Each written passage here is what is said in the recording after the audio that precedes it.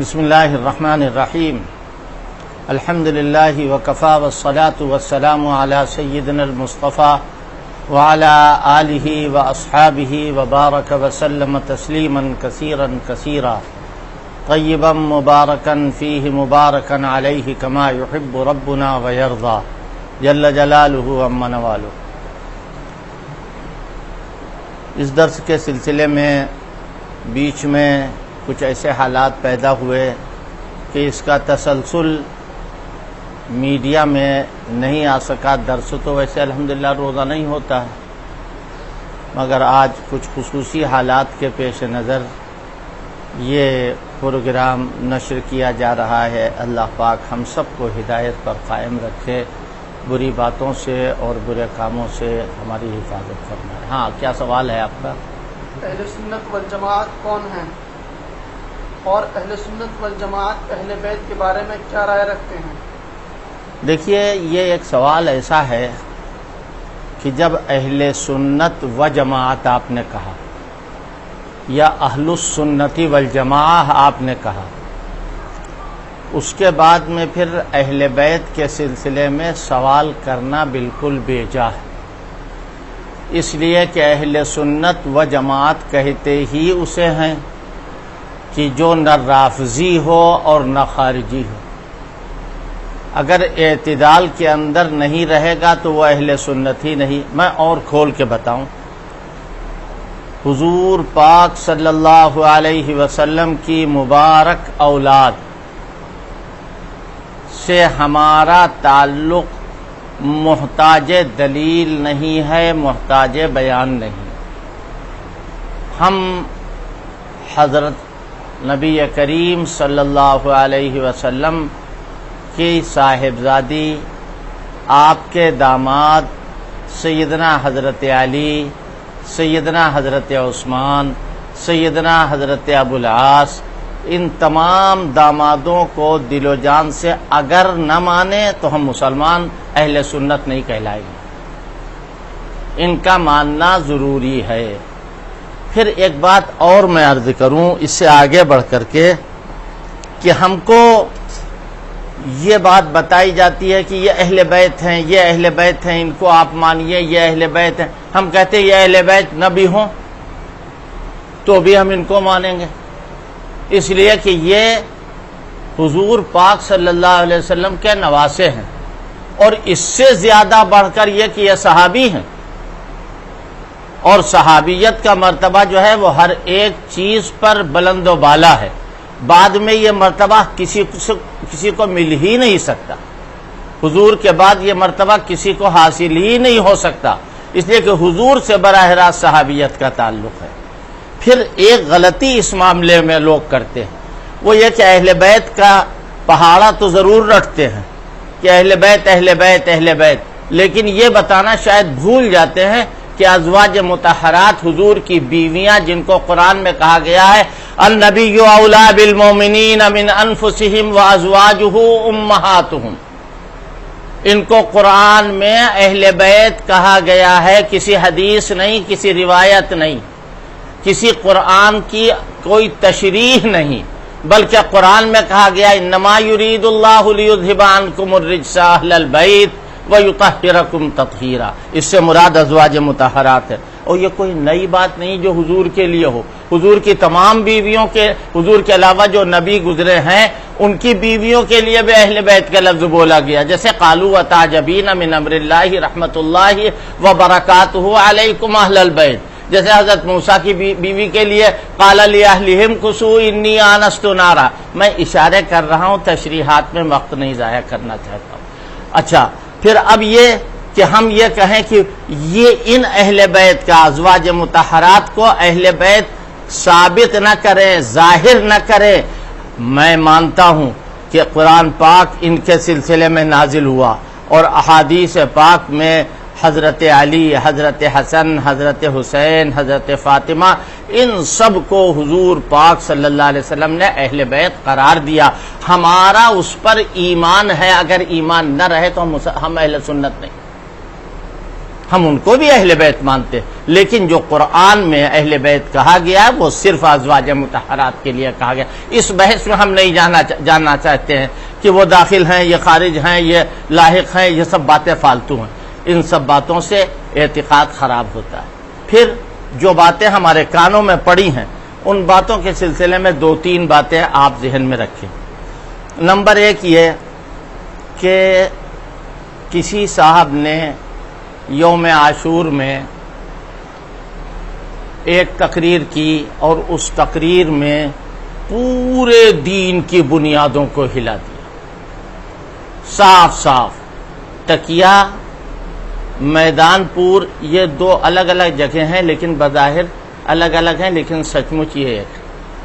پھر اس پر اتنا اصرار، اور میں تو ان معاملات میں بالکل بولا نہیں کرتا ہوں۔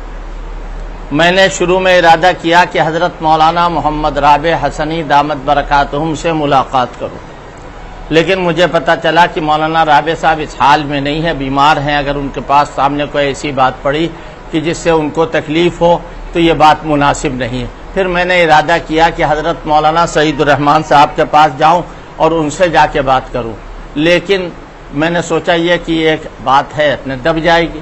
آگے چل کر کے میں کل سے دیکھ رہا ہوں کہ اس کو دیوبند اور ندوے کا مسئلہ بنایا گیا ہے کہ ندوی دیوبندیوں سے جلتے ہیں اور دیوبندی جو ہیں وہ ندویوں سے جلتے ہیں۔ یہ ایک مسئلہ بنایا جا رہا ہے۔ میں آپ سے ایک بات عرض کرتا ہوں، الحمدللہ 10 سال سے میں دارالعلوم دیوبند کا رکن شورا ہوں۔ جمعیت علماء میں لگ بھگ مجھے 30-35 سال ہو گئے ہیں لگے ہوئے۔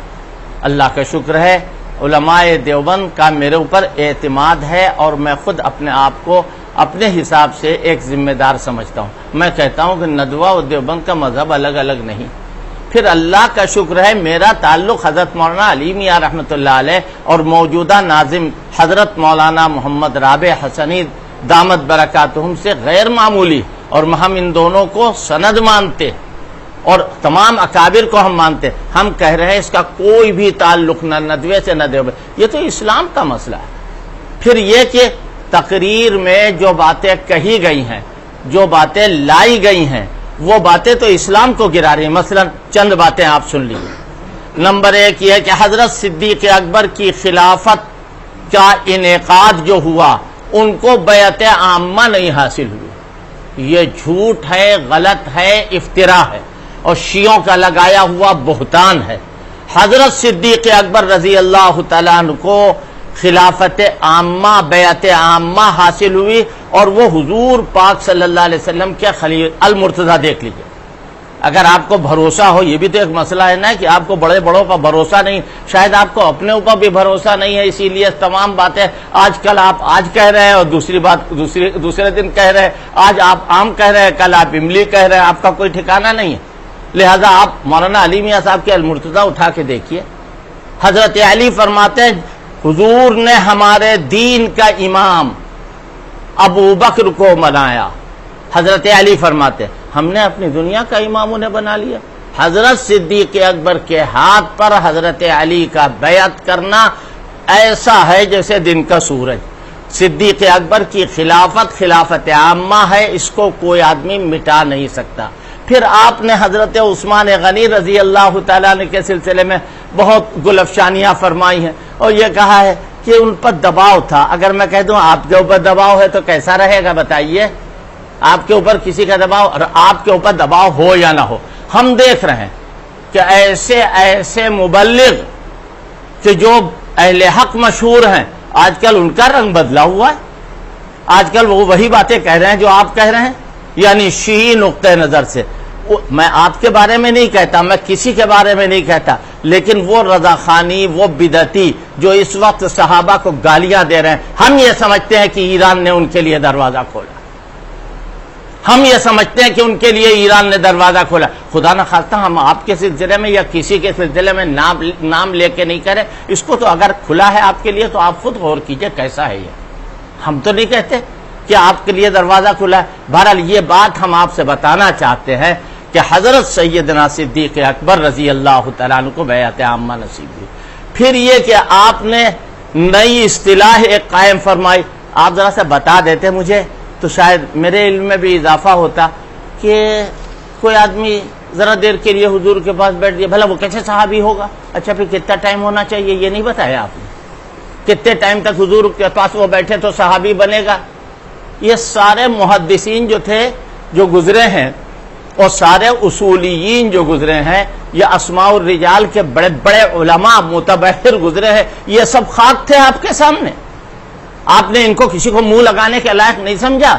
آپ نے نہیں پڑھا ہے من لقی النبی صلی اللہ علیہ وسلم، جو حضور سے ملاقات کر لے. اور آپ تو ماشاءاللہ بہت بڑے ادیب ہیں، آپ جانتے ہیں کہ ملاقات و زیارت میں فرق ہے. بالقصد ہو تو زیارت، ویسے ہی ملاقات ہو جائے تو ملاقات کہتے. اگر بالقصد جا کے کوئی کسی سے ملے تو اسے زیارت کہتے ہیں، اور اگر ویسے ہی ملاقات ہو جائے تو اسے ملاقات کہتے ہیں. آپ بتائیے من لقی النبی کا کیا مطلب ہے؟ ایمان کے ساتھ وہ مات علیہ، اور اسی پر اس کا انتقال بھی ہوا ہے. ہم تو کہتے ہیں ایک لحظے کے لیے بھی اگر کسی نے حضور سے ملاقات کر لی وہ صحابی ہو گئی. اور پوری دنیا کو تول دیا جائے اس کے بعد والوں میں، صحابہ کے بعد والوں، پوری دنیا کو تول دیا جائے وہ ان کے مقابلے پر نہیں آ سکتے، وہ صحابی ہو گئے. پھر آپ یہ فرما رہے ہیں کہ حضرت صدیق اکبر کے بعد حضرت عثمان غنی رضی اللہ تعالیٰ عنہ پر دباؤ ہے. آپ یہ فرما رہے ہیں کہ حضرت معاویہ، اللہ اکبر، حضرت معاویہ کے سلسلے میں تو آپ نے وہ کہا ہے ہم اللہ سے دعا کرتے ہیں اللہ پاک آپ کو مرنے سے پہلے معاف فرما، آپ کی موت سے پہلے اللہ آپ کے جرم کو معاف فرما دے. اتنا بڑا جرم! آپ حضرت علی سے بھی آگے بڑھ گئے، حضرت علی سے بھی آگے بڑھ گئے. حضرت علی فرما رہے اے معاویہ جو تمہارا رب ہے وہ ہمارا رب ہے. حضرت علی فرما رہے ہیں کہ اے معاویہ تم ہم سے ایمان میں، ہم تم سے ایمان میں زیادہ نہیں ہو سکتے ہیں. حضرت علی سے کسی نے پوچھا آپ بھی جنت میں جائیں گے اور معاویہ والے بھی جنت میں جائیں گے؟ کہا ہاں، قتلانا و قتلا معاویہ فی الجنہ، میرے مقتول اور معاویہ کے مقتول دونوں جنت میں جائیں گے. کسی نے کہا کہ آپ بھی جنت میں وہ بھی جنت میں؟ اس کا جواب دیا ہاں. کہ دنیا میں تو آپ کی لڑائی رہی ہے. فرمایا وَنَزَعْنَا مَا فِي صُدُورِهِم مِّن غِلٍّ إِخْوَانًا عَلَى سُرُرٍ مُتَقَابِلِينَ، ہمارے دلوں سے قدورت نکال دی جائے گی اور ہم بھائی بھائی بن کے جنت میں جائیں گے. لیکن آپ نے ابھی سے ان کو جہنمی کہنا شروع کر دیا، ابھی سے آپ نے ان کو کافر کہنا شروع کر دیا. اللہ آپ کے ساتھ اچھا معاملہ دنیا میں بھی فرمائے اور آخرت میں بھی فرمائے. آپ کو کم سے کم مشورہ کر لینا چاہیے. اپنے مرشد اور مرشد الامت حضرت مولانا محمد رابع صاحب سے، حضرت مولانا محمد رابع صاحب سے مشورہ کر لیتے، یا اپنے استاد جنہوں نے آپ کو قلم پکڑنا سکھایا ہے حضرت مولانا سعید الرحمان صاحب دامت برکاتہما، ان دونوں سے آپ مشورہ فرماتے اور وہ جیسا آپ کو مشورہ دیتے اس پر عمل کرتے.